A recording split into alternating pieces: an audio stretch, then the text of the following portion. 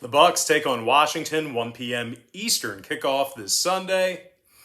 Tampa Bay's minus 9.5, totals 51. And if you want to see which one of these free picks on this video that I'm actually betting on personally, there's only one way to do that, and that's to sign up for my NFL tier package picks on brockpage.com. We're 10-5 in our last 15 NFL tier package picks on that website. We're also hitting at 62% in our last 21 NFL tier package picks in that very same category. We currently have over 885 members who are signed up and active on that site. And if you want to see which one of these free YouTube picks on this video that I'm actually betting on personally, there's only one way to do that, and that's to sign up for a membership on my website at brockpage.com. Now, the 6-2 Bucs lead the NFL in pass yards per game. Tom Brady's thrown for 2,650 yards already, along with 25 touchdowns. Wide receivers Chris Godwin and Mike Evans, they've combined for over 1,200 receiving yards together, along with a dozen scores. The Bucs are in the top 3 in offensive yards per play. They're taking on a Washington team who allows more pass yards per game than any other team in the league. The football team is just 2-6 thus far in the year, and they failed to cover the point spread in all 4 of their home games. Now, injury-wise, Thomas is out. Lucas, Sheriff, Flowers, Jackson, Reyes, Brown, and Cosme, they're all questionable. Meanwhile, for Tampa Bay, Pierre-Paul, Delaney, and Godwin, they're all listed as questionable for them. Now, total-wise, 2 out of Tampa Bay's last 3 contests fell under the number. Meanwhile, the football team's 3-0 to the under in their last 3 themselves. I'm going to lean toward Tampa Bay, minus 9.5, under 51. Next matchup, Falcons, Cowboys, 1 o'clock East. Dallas is minus 8, totals 55. The 6-2 Cowboys have successfully covered the point spread in 3 out of their last 4 home games. Dallas is currently leading the NFL in offensive yards per play. Dak Prescott's thrown for over 2,000 yards already, along with 18 touchdowns. Meanwhile, Elliott and Pollard each have, they've combined for over 1,000 rushing yards on the ground between the 2 of them. Dallas is in the top 3 in the league in home scoring. They're taking on an Atlanta club who's in the bottom 10 in rush yards allowed per contest. This Falcons D has also struggled to stop the pass on the road. Now, injury-wise, Smith and Means are doubtful. Kaminsky is questionable, and Sheffield is out. Meanwhile, for Dallas, Wilson is questionable. Smith is out for them. And when it comes to the total in this one, 4 out of Dallas's last 6 got over the number. The Cowboys are currently 3-1 at the over at Jerry World. Meanwhile, Atlanta, 3 out of their last 4 road games got over the total themselves. I'm going to lean toward Dallas minus 8 over 55. Next contest, Bills, Jets, 1 o'clock Eastern start time. Buffalo's minus 13, totals 47.5. And despite a rough past couple of weeks, the Bills still have gotten the W in 5 out of their last 7, and they successfully covered the point spread in 71% of those contests. This Buffalo defense leads the NFL in fewest yards allowed per play on the road. Hyde and Poyer have 3 interceptions apiece out of the secondary. Teron Johnson also has been upgraded to probable, so we're most likely going to see him in action tomorrow.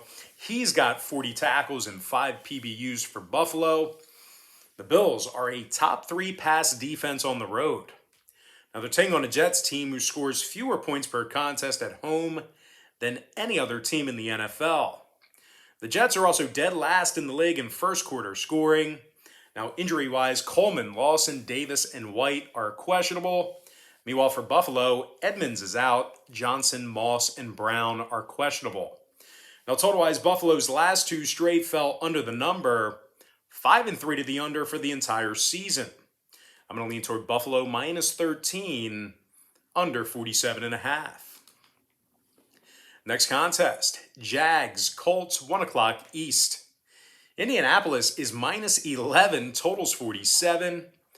The Colts have a losing record at Lucas Oil Stadium. They're in the bottom 10 in pass yards allowed at home. This Colts defense also breaks down late in games. They're in the bottom 3 and fourth quarter points allowed. Rhodes is out. Hilton, Carey, Smith, and Keys, they're listed as questionable. They're taking on a Jacksonville team who won 2 out of their last 3. And they play some pretty good rush defense on the road. Josh Allen has 5.5 sacks on the season, 39 total tackles for the linebacker. Meanwhile, Damian Wilson's leading the organization in tackles with 60 of them. The Jags are in the top 5 in the NFL in fewest fourth quarter points allowed. When it comes to the injury report, Robinson and Claybrooks are questionable to play. And when it comes to the number in this one, the Colts saw their last 3 straight get over the total, 5-1 of the over in their last 6. I'm going to lean toward the Jacksonville Jaguars plus 11 over 47. Next matchup, Lions-Steelers, 1 o'clock East. Pittsburgh's -8, totals 42.5. But as good as the Steelers have played recently, they haven't been all too good against the number here this season. They failed to cover the number in 2 out of their last 3 ball games, 2-5 ATS in their last 7. This Pittsburgh offense is in the bottom 5 in the NFL in rush yards per game. The Steelers are also in the bottom 10 in offensive yards per play. They're taking on a Detroit squad who's covered in 2 out of their last 4 ball games. The Lions have also covered the point spread in 2 out of their last 4 on the road. This Detroit defense is in the top 10 in fewest fourth quarter points allowed, believe it or not. Amani Oriari has 3 interceptions from the secondary, 29 total tackles. And speaking of tackles, Alex Anzalone has 48 tackles on the season, along with a sack and a pick. Injury-wise, Williams and Seibert are out. Parker and Decker are probable. Meanwhile, for Pittsburgh, Claypool's out. Ebron is questionable. Pittsburgh 7-2 to the under for the season. 3 out of Detroit's last 4 on the road fell under the number themselves. I'm going to lean toward the Detroit Lions plus 8, under 42.5. Next matchup, Browns, Pats, 1 o'clock Eastern kickoff. New England's -3, totals 45. But as good as the Patriots have been this past month or so, they've clearly played their worst football in Foxborough. They're 1-4 straight up at Gillette Stadium, bottom 10 in home rushing. Meanwhile, defensively on the other side of the ball, this typically stout Patriots D is actually in the bottom 10 in first quarter points allowed at home. They're taking on a Cleveland squad who won 2 out of their last 3 themselves, 3-1 against the spread in their last 4 on the road. The Browns lead the league in offensive yards per play on the road. Nick Chubb's rushed for 721 yards, and that's actually missing 2 games. The running back's averaging 6 yards a carry, and he scored 6 times on the ground. Now, the Cleveland Browns are in the top 10 in fourth quarter scoring on the road. Now, injury-wise, Mayfield's been upgraded to probable. Williams is questionable. Meanwhile, for New England, Collins is doubtful. Smith, Harry, Olszewski, and Stevenson are questionable for them. And total-wise, New England's 4-1 of the over in their last 5 ball games. Meanwhile, 3 out of Cleveland's last 4 on the road got over the total themselves. I'm going to lean toward Cleveland plus 3 over 45. Next matchup, Saints, Titans, 1 o'clock Eastern start time. Tennessee's -3, totals 44. The Titans are on a 5-game winning streak, 7-1 against the spread in their last 8. The Titans have a top 10 rush defense at home. Harold Landry has 9 sacks thus far in the season, 1 forced fumble, and 47 total tackles. Meanwhile, Kevin Byard has 5 interceptions from the secondary, 40 tackles for the safety. Tennessee is in the top 10 in fewest points allowed at home. They're taking on a Saints team who failed to cover the number in 3 out of their last 5. Kamara, Gardner-Johnson, and Armstead, they're listed as out. Montgomery is questionable. The Saints are going to have to go to work with Trevor Siemian at quarterback. The Saints were already in the bottom 3 in offensive yards per play on the road. When it comes to the number in this one, 3 out of New Orleans' last 4 road games fell under the total. Meanwhile, Tennessee's 3-1 of the under at Nissan Stadium.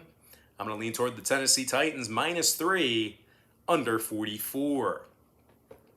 Next contest, Panthers, Cardinals, 4:05 Eastern kickoff. Arizona's minus 10.5, totals 44. The 8-1 Cardinals are also covering the point spread in 78% of their contests. And even though Kyler Murray's a bit banged up right now, we're actually looking at an Arizona defense who's in the top 3 in fewest points allowed per contest. Marcus Golden's got 9 sacks thus far in the season, 6 tackles for loss, and 29 total tackles for the linebacker. Golden's also got a pair of fumble recoveries and 4 forced fumbles. Meanwhile, Jordan Hicks has 64 tackles along with 3 sacks himself. Arizona's got a top 3 pass defense at home. They're taking on a Carolina team who struggles to throw the football. The Panthers are also in the bottom 3 in offensive yards per play. Now, injury-wise, Darnold's on the IR. Elflin, Burns, and Louvieux are questionable. Meanwhile, for Arizona, Pugh, Wiggins, and Ward are out. Moore, Murray, Garcia, Phillips, Harris, and Hopkins are questionable. Arizona's 3-1 to the under on their home field. Carolina's 7-2 to the under for the entire season.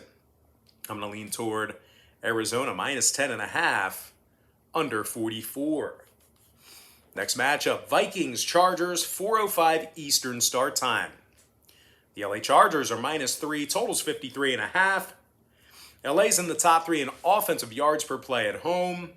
Justin Herbert's thrown for 2,350 yards, along with 18 touchdowns. Keenan Allen and Mike Williams, they've combined for nearly 1,200 yards receiving together, along with 8 scores combined.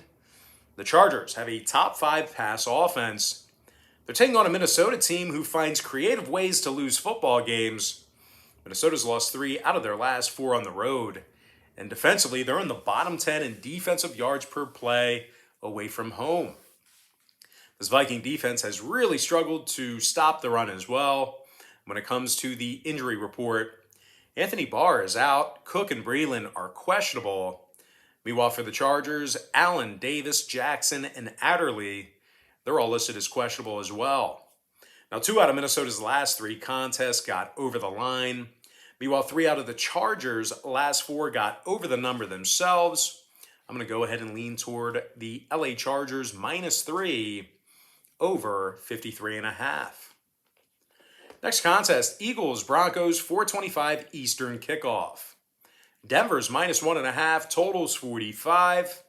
Despite a dynamite performance against Dallas this past week, the Broncos have still lost 4 out of their last 6 ball games, and they currently rank in the bottom 3 in the NFL in home scoring. Needless to say, the Broncos have been very little threat passing the football in the Mile High City this season. They're taking on an Eagles team who actually covered the number in 3 out of their last 5 outings. As a matter of fact, the Birds actually played their best football on the road. They're 3-2 straight up when traveling, and they actually have themselves a top 5 pass defense on the road. Javon Hargrave has 43 tackles on the season, 6 sacks, and 7 TFLs for the defensive tackle. Meanwhile, Alex Singleton has 83 big tackles on the season. The Eagles are in the top 5 in fewest yards allowed per play on the road. Now, injury-wise, Slay and Maddox have been upgraded to probable. Meanwhile, Sweat and Dillard, they're still listed as questionable. Meanwhile, for Denver on the other side, Massey, Bowles, and Surtain are doubtful. Purcell, Fant, and Reed, they're listed as questionable as well. Now, when it comes to the scoring in this one, 2 out of Denver's last 4 ball games got over the number, throwing out that Dallas game. Meanwhile, the Eagles saw their last 3 straight get over the line themselves, 5-2 to the over in their last 7. I'm going to lean toward Philadelphia plus 1.5 over 45.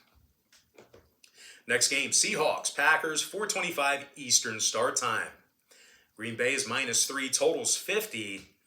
The 7-2 Packers are also 8-1 against the point spread overall for the season. The Packs also undefeated in Lambeau, and they successfully covered the number in all 3 of those home victories.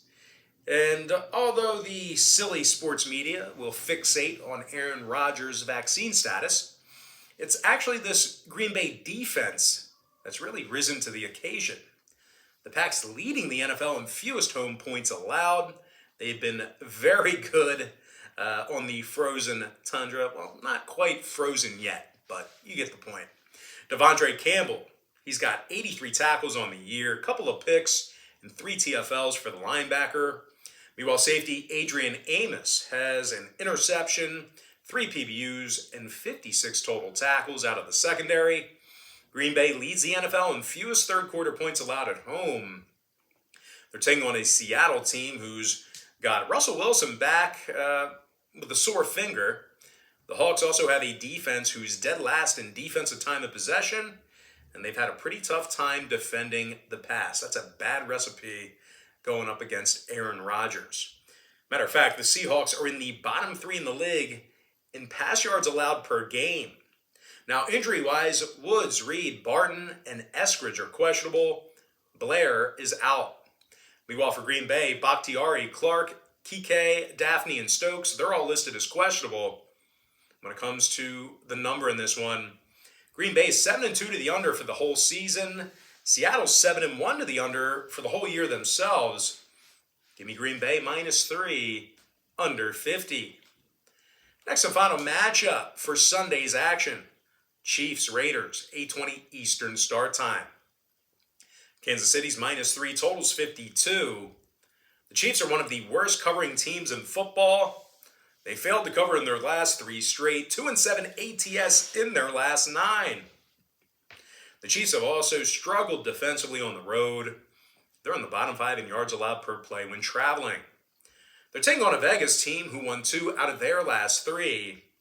And they have a top 3 pass offense. Derek Carr's thrown for over 2,500 yards. Meanwhile, Darren Waller and Hunter Renfrow have combined for nearly 1,000 yards receiving together, along with 5 scores.